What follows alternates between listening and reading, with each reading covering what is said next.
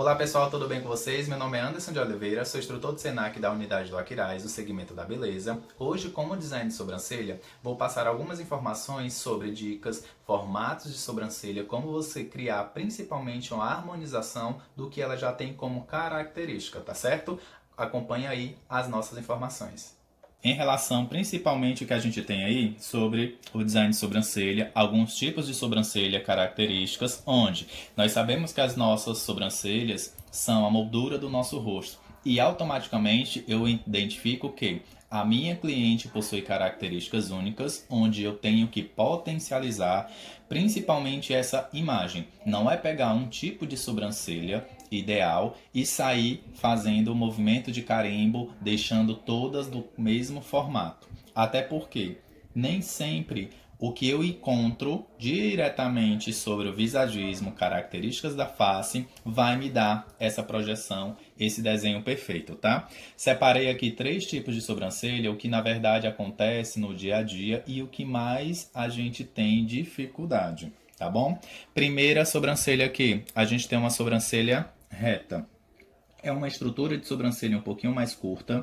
A angulação que eu tenho, ponto inicial, ponto alto e ponto final, esse ponto alto ele fica um pouquinho comprometido pelo simples fato dela não conseguir arquear, levantar esse olhar. Sobrancelha negativa, ponto inicial, meu ponto alto e meu ponto final. A cauda dessa sobrancelha é um pouquinho mais caída do que a minha base inferior ao início da minha sobrancelha.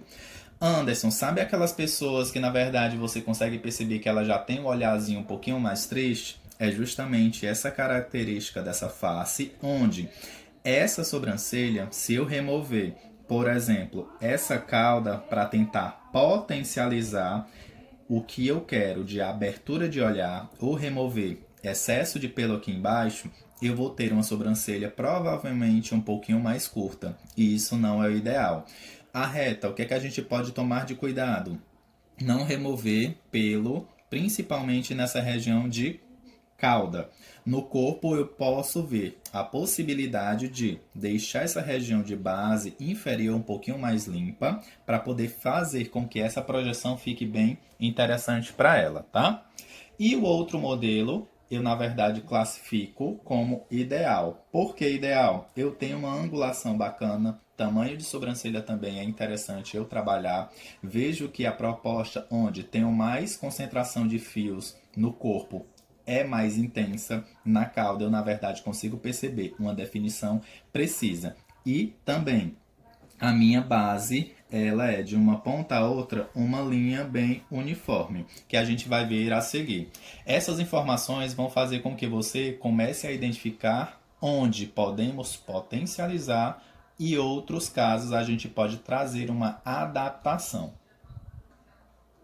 Pronto, como a gente já sabe aqui, ponto inicial, ponto alto e o ponto final. Minha sobrancelha, na verdade, tem a parte do corpo, que é da base de início até o ponto alto, maior concentração de fios, que são mais grossos, mais escuros, e do ponto alto ao final eu tenho a minha cauda, que são pelos com a estrutura mais fininha, que são mais claros. Por isso o cuidado da remoção deles, porque vai fazer uma diferença, vai deixar essa sobrancelha curta se você tirar esse excesso. Na parte do corpo, se você remover excesso também de pelo ou o desenho que você aplicou, removeu um pelo por acaso, de forma errada, vai literalmente ficar visualizado aquela falta, vai ficar um buraco, tá ok?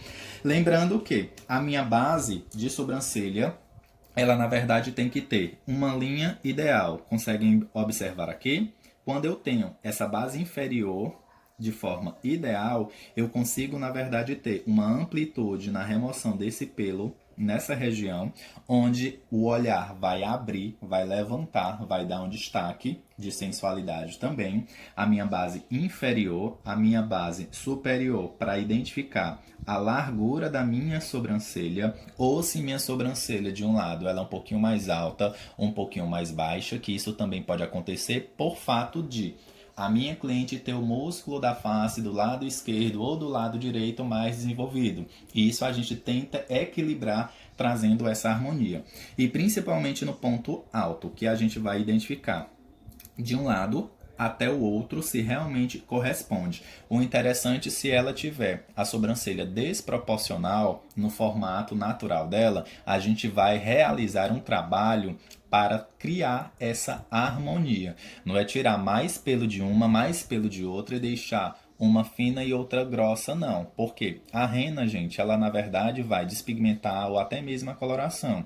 E ela vai perceber que você removeu pelo excessivo, que ela não precisa disso. E orientar a cliente. Porque nem sempre, às vezes, a cliente quer mexer tanto na sobrancelha porque alguém falhou ou até mesmo ela falhou removendo pelo excessivo, onde ela na verdade não sabia.